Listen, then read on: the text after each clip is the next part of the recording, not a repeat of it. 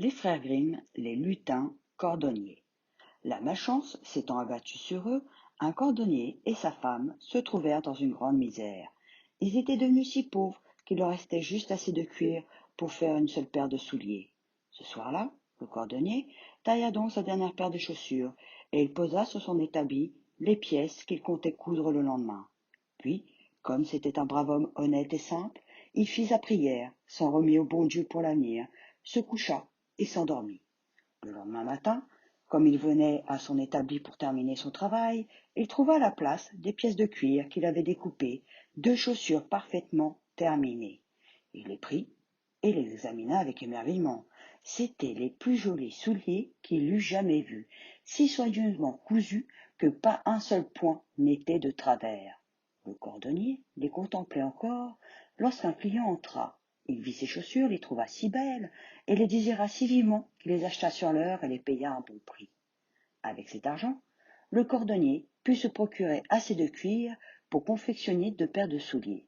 Il les tailla le soir et le lendemain, lorsqu'il voulut achever son ouvrage, il trouva à nouveau les chaussures terminées.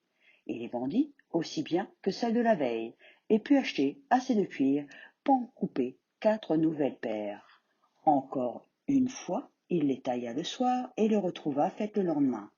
Il en fut ainsi chaque jour, au point que bientôt le cordonnier eut gagné de quoi vivre honorablement et être à l'abri de tout besoin. Un soir, à l'approche de Noël, alors que le brave homme avait taillé son cuir et l'avait posé comme à l'habitude sur son établi, sa femme, à laquelle il avait tout raconté, lui proposa de se cacher et de veiller toute la nuit pour voir qui les aidait de la sorte. Le cordonnier trouva l'idée bonne. Laissant la lampe allumée, tous deux se dissimulèrent derrière des vêtements pendus dans un angle de la pièce, et ils attendirent. L'horloge sonnait minuit, lorsque la porte s'ouvrit doucement, et qu'entrèrent deux gracieux petits lutins, nus comme des vers. Ils s'installèrent à l'établi, prirent les pièces de cuir déjà taillées, et se mirent à les piquer et à les coudre de leurs doigts minuscules, avec une telle agilité que le cordonnier et sa femme en furent saisis d'étonnement. Les lutins ne s'arrêtèrent de travailler que lorsque tout l'ouvrage fut terminé. Ayant posé les souliers sur l'établi, ils disparurent. La femme du cordonnier dit alors à son mari: « Ces petits lutins nous ont sortis de la misère. Prouvons-leur notre reconnaissance. As-tu remarqué qu'ils étaient tout nus? Je vais leur faire une chemise, un pourpoint et une petite culotte, et leur tricoter à chacun une paire de chaussettes. »« Et moi, dit l'homme, je leur ferai à chacun une paire de petits souliers. » La veille de Noël, tout était prêt. Ce jour-là, au lieu de poser sur l'établi comme chaque soir des pièces de cuir taillées, le cordonnier et sa femme étalèrent leurs cadeaux. Ils se cachèrent alors et attendirent pour voir ce qui allait se passer. À minuit, les lutins arrivèrent en sautillant et voulurent se mettre au travail. Mais à la place des morceaux de cuir, ils trouvèrent les petits habits. Ils eurent d'abord l'air très surpris.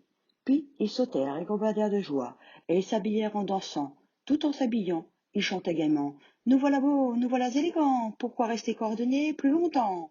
Ils dansèrent et dansèrent sur l'établi, ils dansèrent sur le banc, et ils dansaient encore en partant. De ce jour-là, nul ne les revit. Mais aussi longtemps que le cordonnier vécut, ses affaires furent prospères, et il réussit avec bonheur dans tout ce qu'il entreprit.